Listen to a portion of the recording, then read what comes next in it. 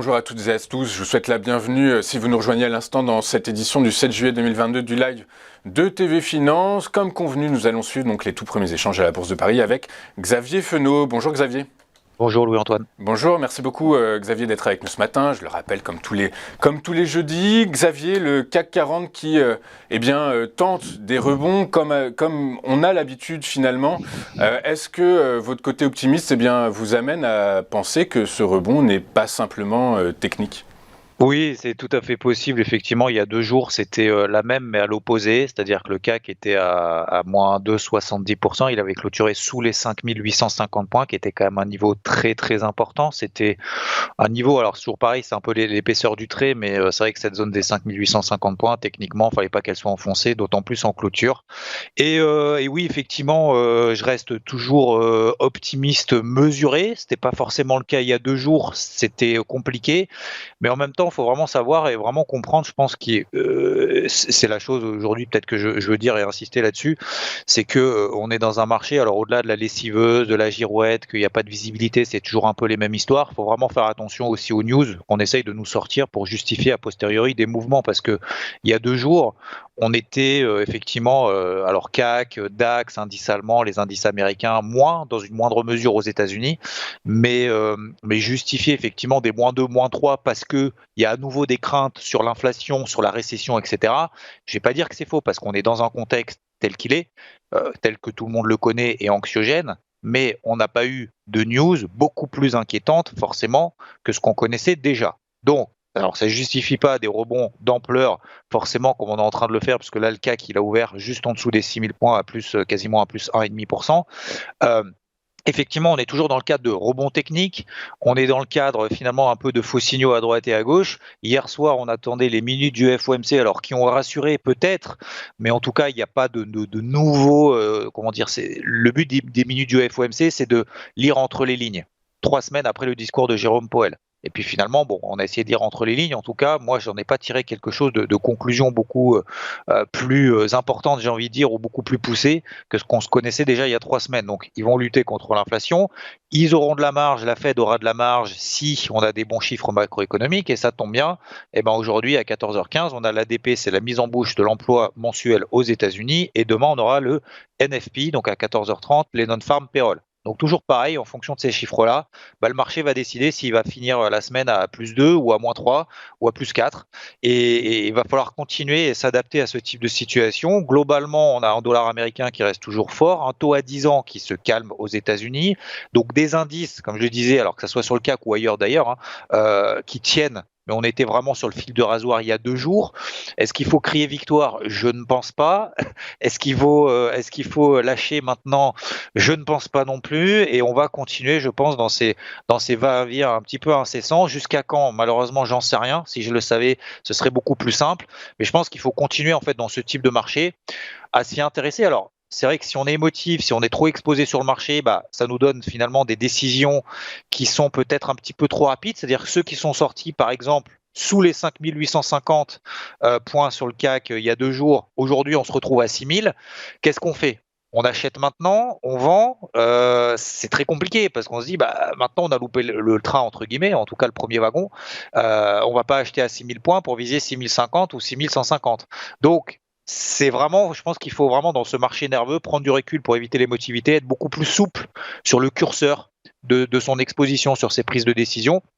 Donc aujourd'hui, moi je reste, je suis toujours en position à l'achat sur le CAC, modérément, parce que pour le moment, le marché me donne pas raison dans cette décision d'être acheteur. Si le marché devait me donner raison, il devra passer au-dessus des 6070, 6100 points. On en est loin, on le fera pas avant le NFP de vendredi, de demain.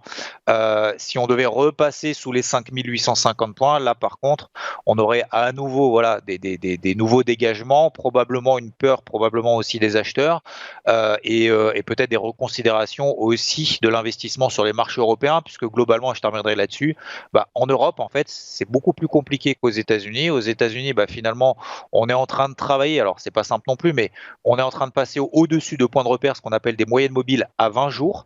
Là, le CAC, il est en train tout juste Alors là, vous ne le voyez pas forcément à l'écran sur le graphique, mais faut s'imaginer le CAC qui est à 6000 points, donc on est tout juste au-dessus de cette petite ligne en bleu qui arrive au-dessus de la tête.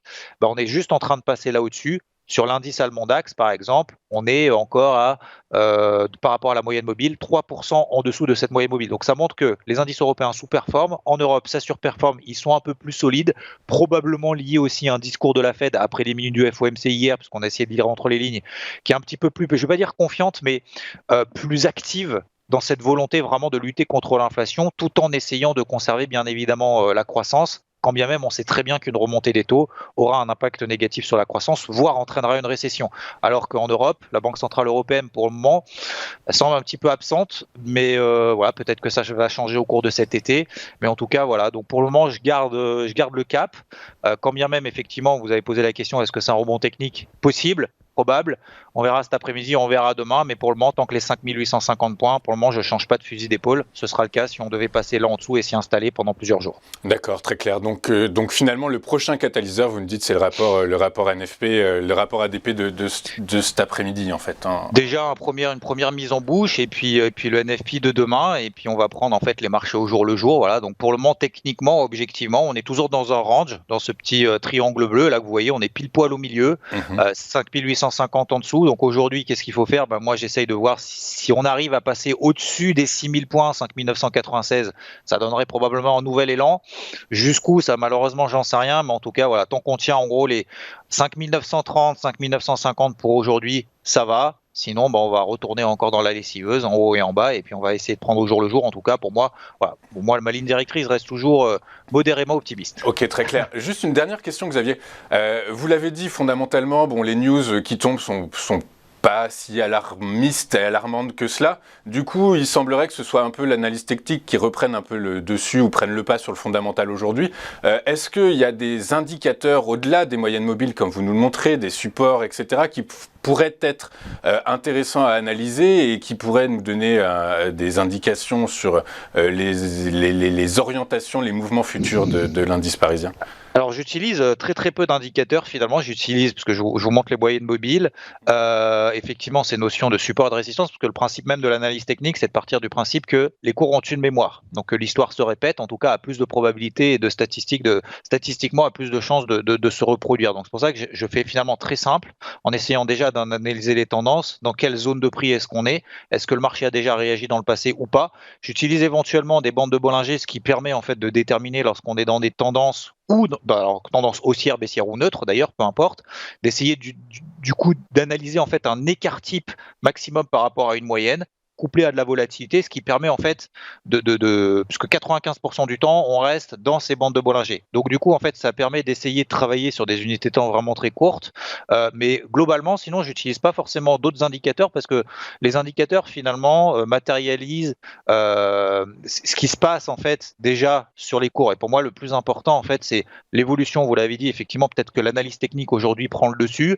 Je pense qu'il y a beaucoup moins d'opérateurs aussi sur le marché et que voilà, ceux qui ont fait leurs courses, ils l'ont fait modérément. Maintenant, on attend d'y voir plus clair pour pouvoir augmenter, j'ai envie de dire, le panier moyen et du coup son exposition sur le marché.